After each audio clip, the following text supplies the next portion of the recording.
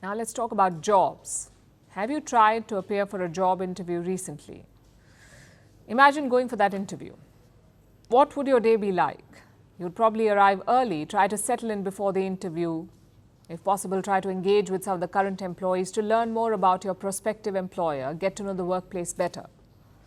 But in India's western state of Gujarat, some job hunters were in for a nightmare, a stampede at the interview venue. Take a look.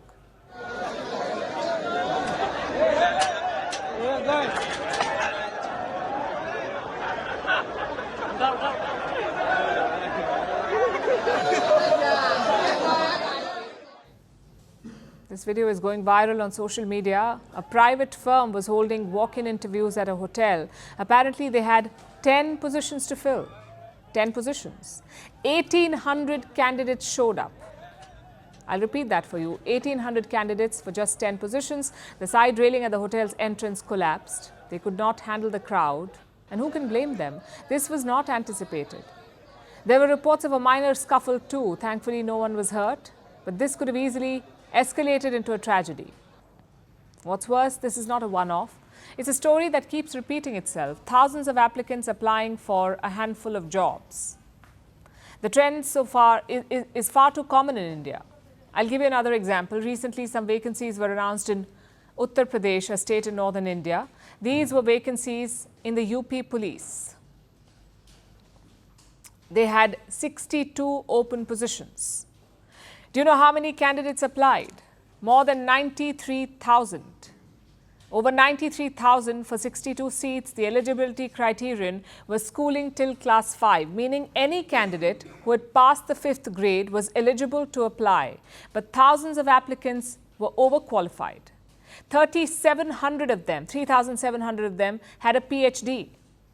5,000 of them were graduates and 28,000 were postgraduates. And what was the job they were applying for? The post of a peon. The UP police was hiring 62 peons, and for these positions, graduates, postgraduates, even PhDs were applying. This is often the case with government jobs, way more applicants than positions. But as we saw in Gujarat, even the private sector is being flooded by applications. What does it tell you? That there's a jobs crisis, especially for the youth. They're desperate to find work and they're applying for whichever position they can find, even if it means working as a peon after getting a PhD.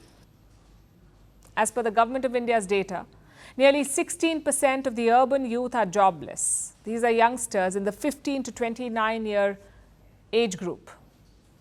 16% of them don't have a job. Estimates by private agencies are much higher. They say up to 40% of India's youth is unemployed. Irrespective of which data set you look at, the overall trend is the same. And the overall problem is the same. India needs to create more jobs, more quality jobs, and that too consistently. The union budget could be an opportunity to set the tone. It will be delivered later this month by India's Finance Minister Nirmala Sitharaman. Leading experts will be closely watching the speech. Global banks have released their budget expectations. Banks like Morgan Stanley and Goldman Sachs both believe the government can do more on the jobs front. Morgan Stanley says the government can support job creation by pushing more capital expenditure, which means spending more on areas like infrastructure. Goldman Sachs would like to see a greater focus on manufacturing. This could create more labor-intensive jobs. India should tap all available avenues. With about 24 million young people entering the workforce every year, India's challenge is only growing bigger. It will have to do everything it can to get the youth to work.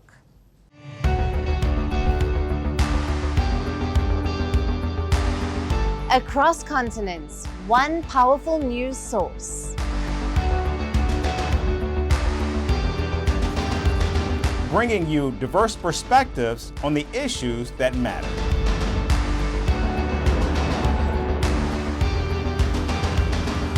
We go beyond the boundaries to give you that little extra about every sporting moment.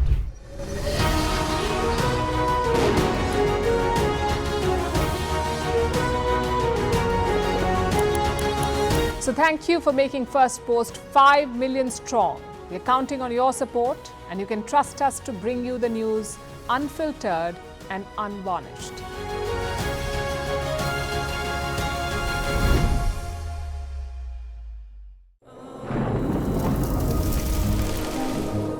Climate change is on our doorstep.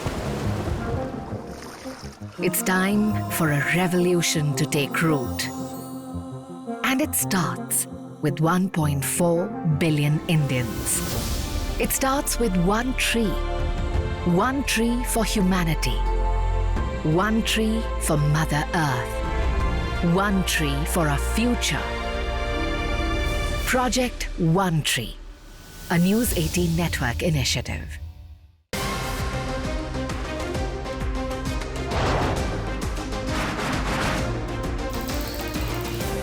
Obviously, today the T20 World Cup bandwagon has moved across to the West Indies. What can you expect from this? Hello, I'm Alison Green, coming to you from Durban, South Africa. Today we have a special show. We'll start with a report on India's shifting nuclear posture. For the first time since India officially became a nuclear power. Hello and welcome to Firstpost America. I'm Eric Ham, coming to you live from the nation's capital in Washington.